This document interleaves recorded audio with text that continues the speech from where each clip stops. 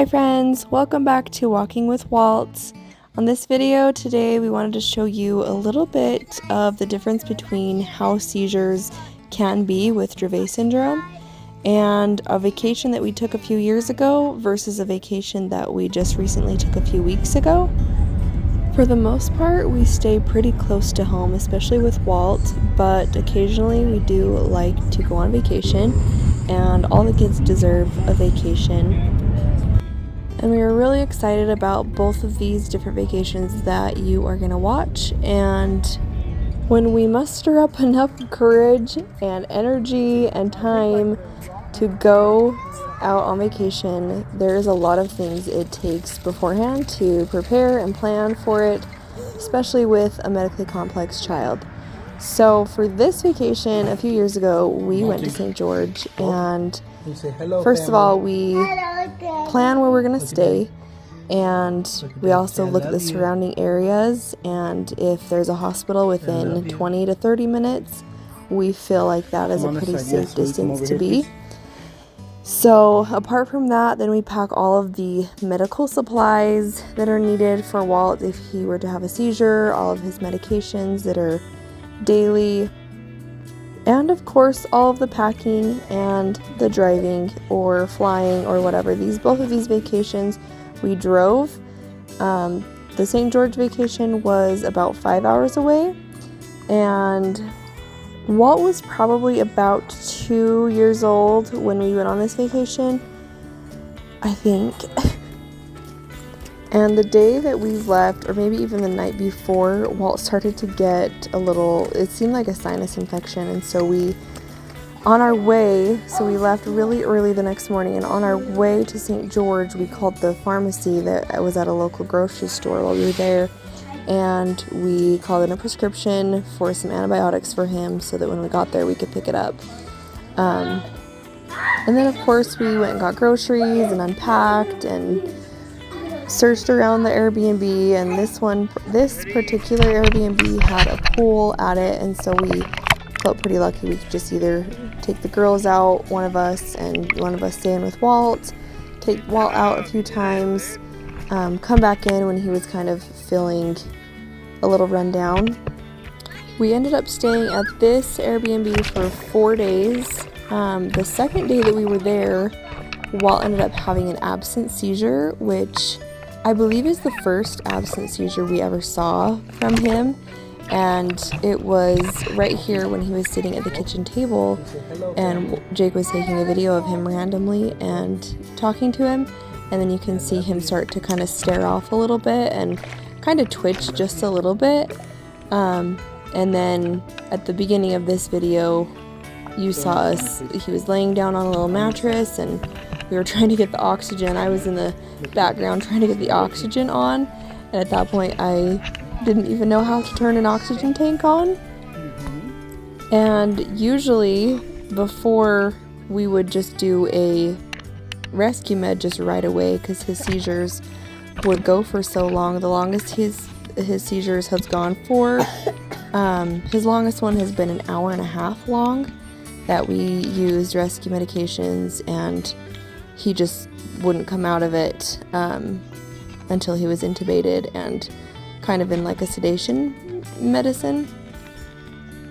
So with the absent seizure, or some people call it an absence seizure, I believe, we kind of like paused, and we weren't for sure what to do with that one, so we waited to give rescue med, and he didn't end up coming out of that seizure, and so we kind of just let him rest the rest of the day. The girls just chilled and played at the pool and took turns taking the GoPro and jumping in the pool, and just had a lot of fun. We just kind of relaxed. We went on with our vacation. We felt good about, okay, we're just going to keep going. We're going to keep things really chill and just kind of keep him just chilling and not doing too much.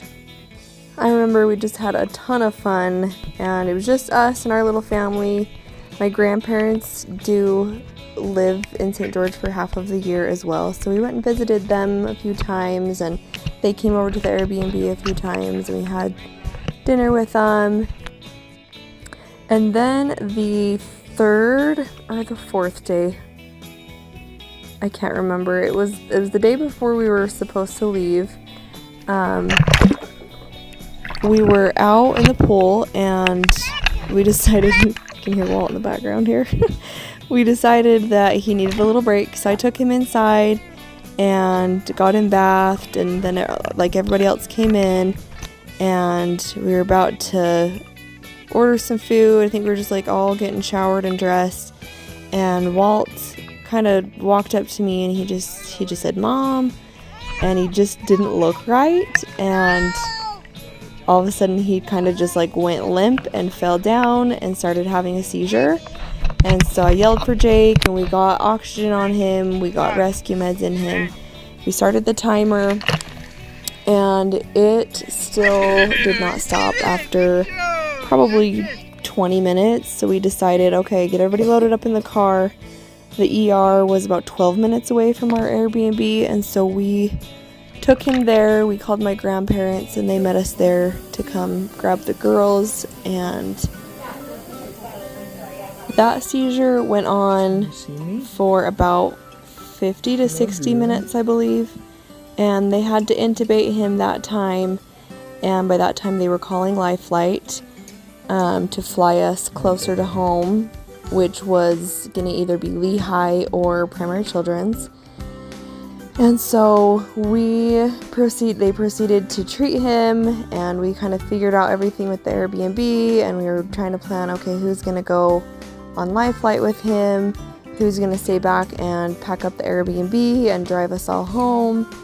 And so Jake ended up staying at the hospital with him and going on Life Flight with him, which he said was actually, I mean, it was a crappy situation, but it was really cool. We have flown with him on a helicopter several times before this, but this time Jake said it was like, it wasn't a helicopter, it was like this jet, like a mini airplane pretty much, and like a lot bigger than a helicopter, but that, I guess that was the only thing that was available. So Walt did really good during the flight. I think Jake said it was about an hour-ish flight. So in the meantime, the girls went to my grandparents and I went to the Airbnb and I packed everything up, loaded it up in our car, and went and got the girls, and then we drove all night to Lehigh to the hospital where Jake and Walt were. And we ended up staying 2 nights at the hospital. I think me and Jake switched off. My sister-in-law met us at the hospital to come grab the girls, and they went and stayed at her house. And somehow at the hospital you can get a hotel room for a little bit cheaper if it's like a medical reason or something. So Mom. You want to say hi, friends? Mom. Hi, friends. So I think Jake stayed the first night with him. I stayed at the hotel, and then we switched, or maybe it was only one night, and we did like a half a night to half a night.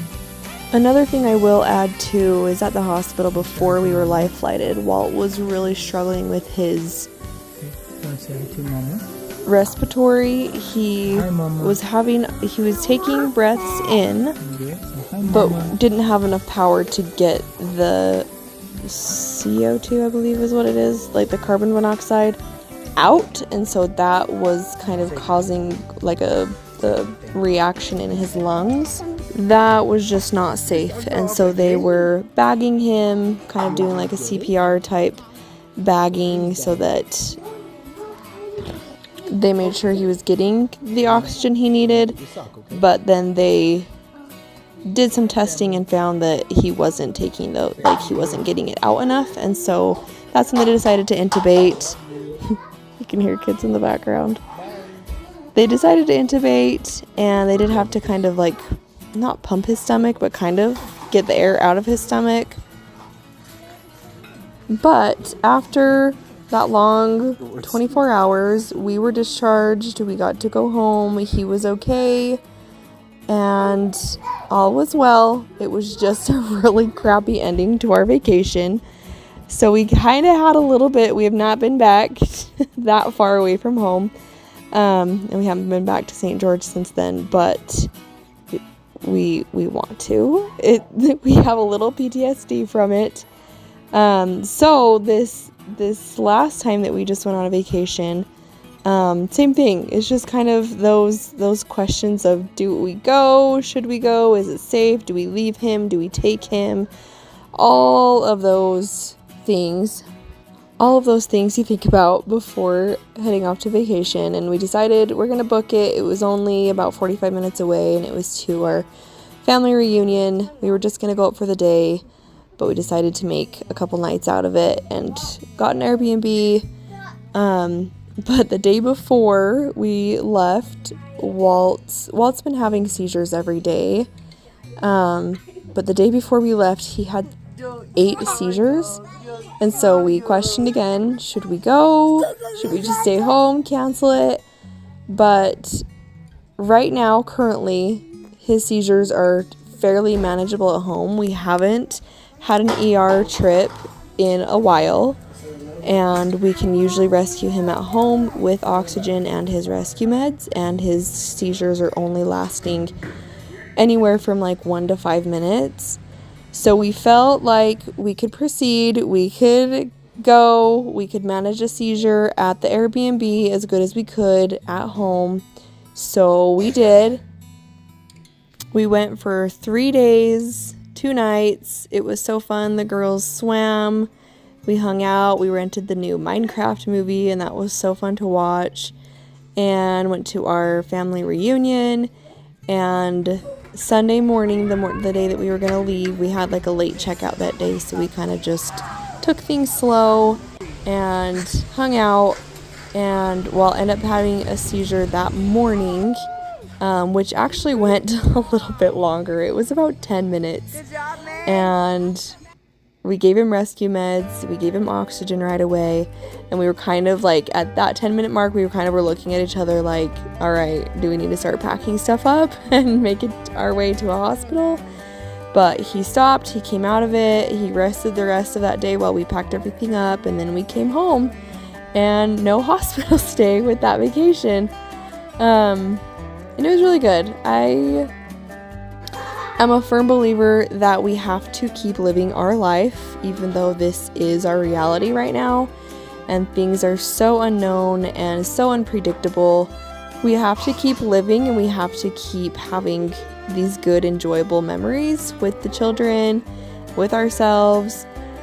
And so, yeah, that's kind of our experience then, a few years ago, and versus now. And that's the hard thing with Dravet Syndrome, is it is forever changing, and I'm sure the next time we go on a vacation it will be different then too. But for now, we're doing okay. That was our experience, and yeah, we just have to enjoy the now and do what we can now. If you have any experiences like this, or you have a medically complex child, we would love to hear any of your experiences down in the comments. We'd love to hear what your child suffers from, what you guys go through. We'd love to hear your story, as well as any like tips and tricks that you guys have when you go on vacation or out of town or anything like that. So thanks for watching another video, and if you stuck around this far and you've been watching our journey and you enjoy it, please subscribe, like, send any comments. Thank you guys so much for watching. We'll see you next time.